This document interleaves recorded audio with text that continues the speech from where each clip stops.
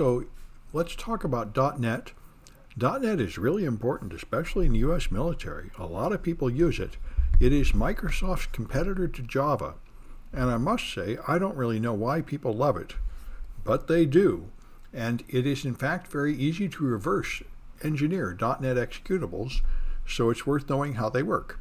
So that's what PMA 132 is for. And I got this from the Flare-On Challenges, which is a CTF that FireEye puts out every year, and it is very interesting. I learned a lot, and I'm not good enough to do the hard challenges, but I do the easy ones, and I learn a lot from them. So you download this file, PMA132.zip, and you unzip it, and it has a file in here called challenge1, and that's a .NET executable. And for some reason, it won't run directly in my Windows 10 machines, so I run it in a debugger.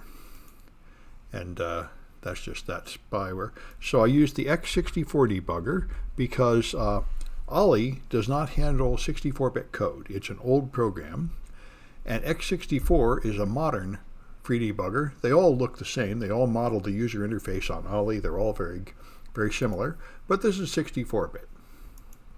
So you can open that program in here. It's downloads in the PMA 132 folder, challenge 1.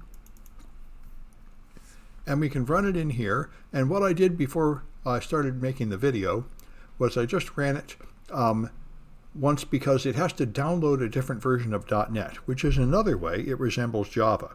If you've used Java, you know there are many versions, and you need a different version for each program, and you end up with many versions installed on your machine, and .NET is the same.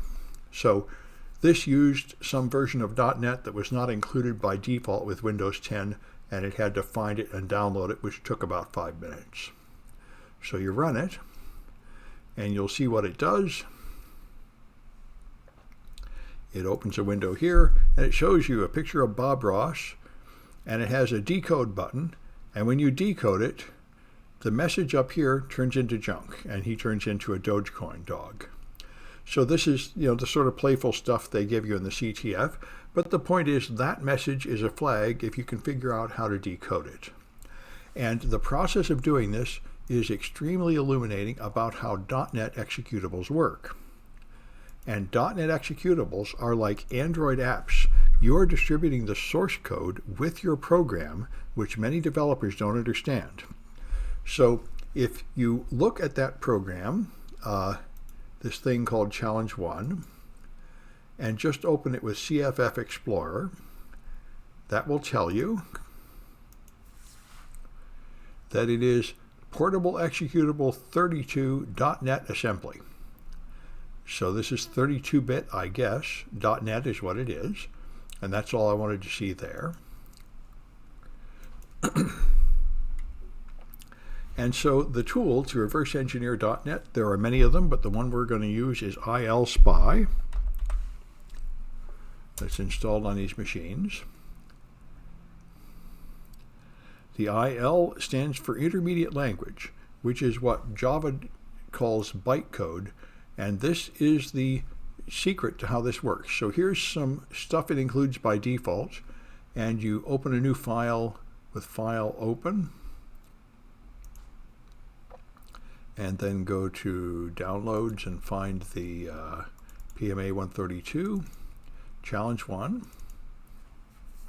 Okay, and so this is what .NET looks like, and you can expand this thing and navigate through it. Let me just go to my instructions. I want to expand the XXX form button decode. Form. This is how it works. It's object-oriented code. Java is just the same. And you have these tree-structured directories. And here's the button decode. And notice that the code to perform whatever that button does when you click it is in C++ code, or actually C#. This is not assembly code. And that's the crazy thing about .NET, and for that matter Java. It is not really compiled code. It is partially compiled down to an intermediate stage, which Java calls bytecode, and Microsoft calls IL, which is a platform-independent kind of assembly language. which then runs in a local virtual machine, which is why you have to get a Java virtual machine to run Java, and you have to get these .NET things installed on your machine to run .NET. And what it means is you can view the code that is in the running application in C# or in Visual Basic or in its native IL. You have the source code available to you.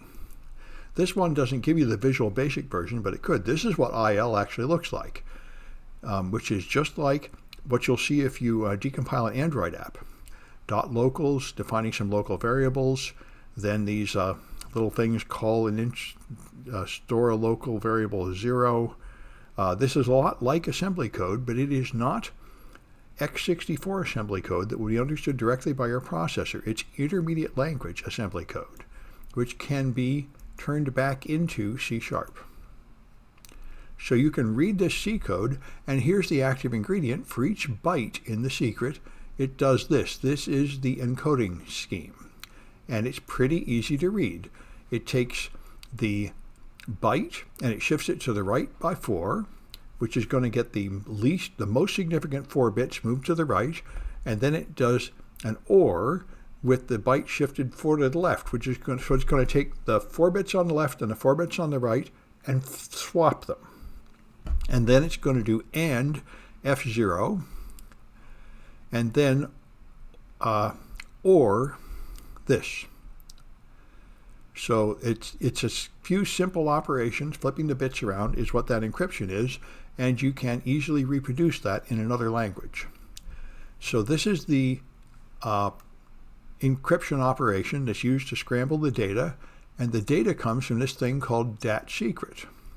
And the DAT secret is just down here in the resources section, which I may have to go in here. Yeah, resources. And here it is, DAT secret.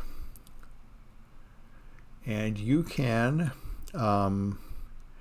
export the DAT secret. Let me get back to my instructions and see how to navigate to get to DAT secret. It's up here. Okay, in challenge 1 resources. I was down in some other resources. Challenge 1 resources up here. Okay. One of these things. There's DAT secret. And right here it says save. So I can save this thing as DAT secret. And there it goes. And so, now all I have to do is decode it with a Python script. And there's a Python script that'll do the same thing. And this ought to look familiar. This is just reproducing exactly what you saw in the C# script. So when you run that Python script, you'll be able to get the flag. And that shows how easy it is to reverse engineer a .NET executable. It is much easier than the kind of reverse engineering we've been doing with Ollie, where you have to go to that difficult to read assembly code. And there's another one here called MemeCat you can do, MemeCat Battle Station. And what this has is a little game with a cat shooting out lasers to try to beat a boss.